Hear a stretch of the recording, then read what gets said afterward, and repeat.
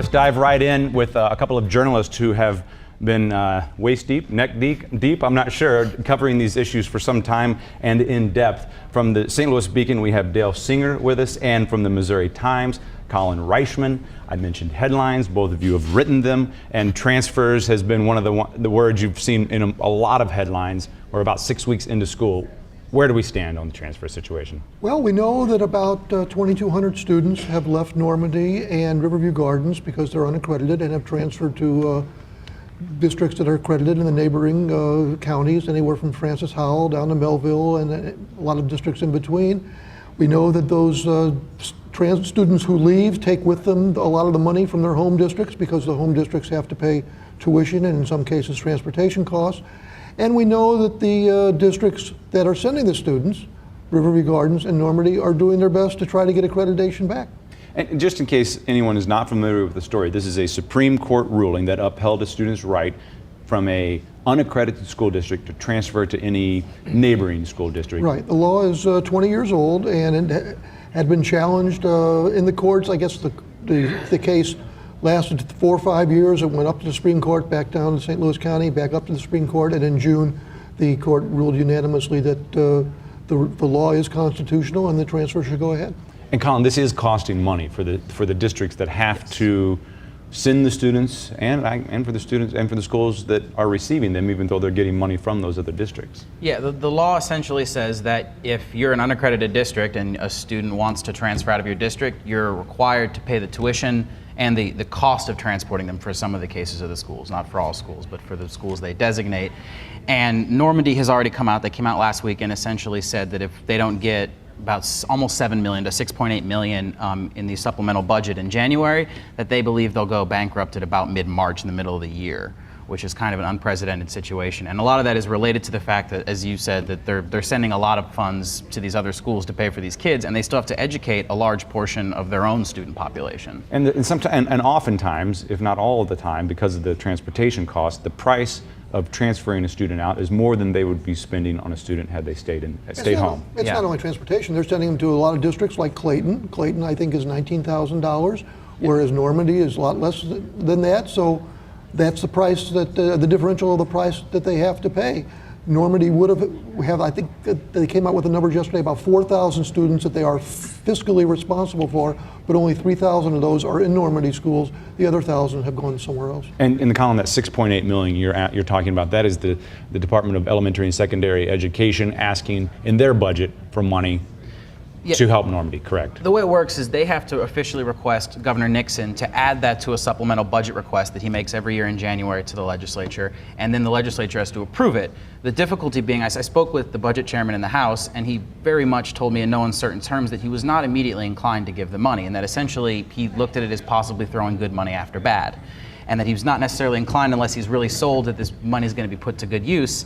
So yeah, they have to go in January, and then it has to get through the House and the Senate. It has to be passed, it has to be approved, and then they'll get that money. But they have to get the governor to place it in his request first, and then they have to get the legislator to approve it. So if they don't get it? If they don't get it, according to a spokeswoman for the Missouri Department of Elementary and Secondary Education, the district dissolves, and I guess that means that neighboring districts, and there are a lot of districts that surround Normandy, would take those students and the district would no longer be. Now that's obviously what happened to Wellston a few years ago. They absorbed, their students were absorbed by Normandy, and now it may happen to Normandy if they don't get the money. What other challenges are you seeing on the issue of transfers? Well, in terms of challenges, the biggest challenge for the districts like Normandy and Riverview Gardens is to get accreditation back so that they don't have to worry about the transfers anymore. This time last year, the city of St. Louis was unaccredited. Their scores came out. At first, the Department of Elementary and Secondary Education said they're making progress, but we'd like to see sustained progress, so we're not going to recommend at this time that they become provisionally accredited. They took another look at the numbers, they changed their mind, they made the recommendation to the State Board of Education, which has the power to change the accreditation classification, and they did that, so they became provisionally accredited.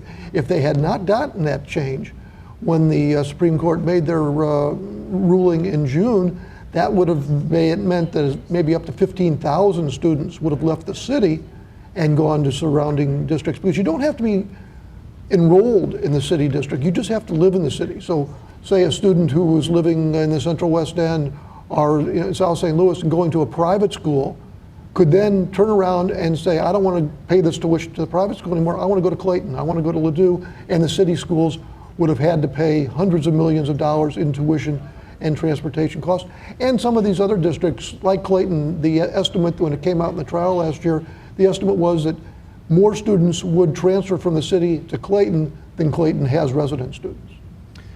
That is something a lot of people are glad we are not dealing with right now, and that's for sure. Right, but you also have to look at the new numbers that have come out under the latest school evaluation plan, and the city schools did not do very well. If you look at their numbers, they fell back into unaccredited territory. Again, the state has said we want more than 1 year, probably 2 or 3 years of what they call MSIP-5, the new evaluation plan, data from MSIP-5 before we make any recommendations for changes.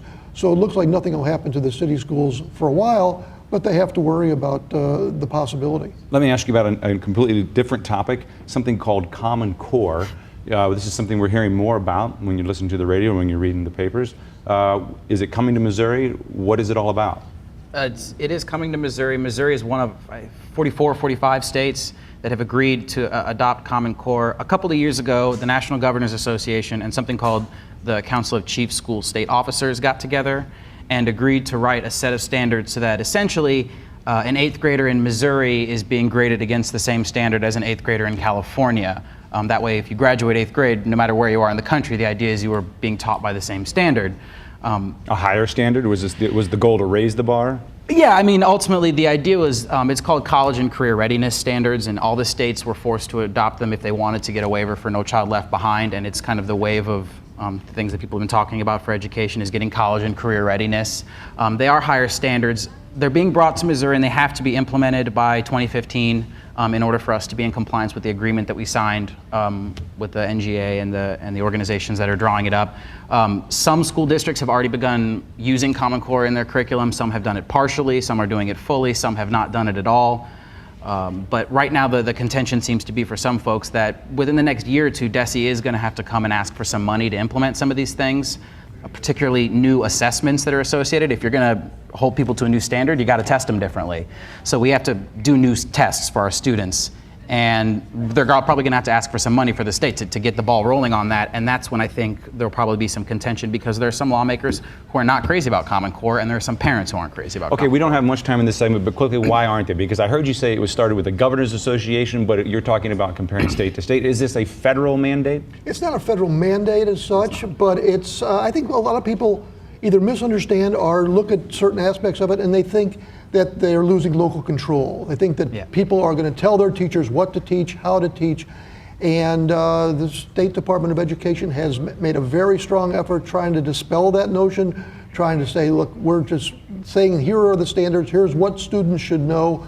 It's up to the districts to determine how they're going to teach them, how they're going to make sure they know these things. But whether these are myths or whether these are strongly held beliefs, there are a lot of people who think Common Core is where they're going to plant the flag and say, no, we're not going to let the government take over our schools. Okay.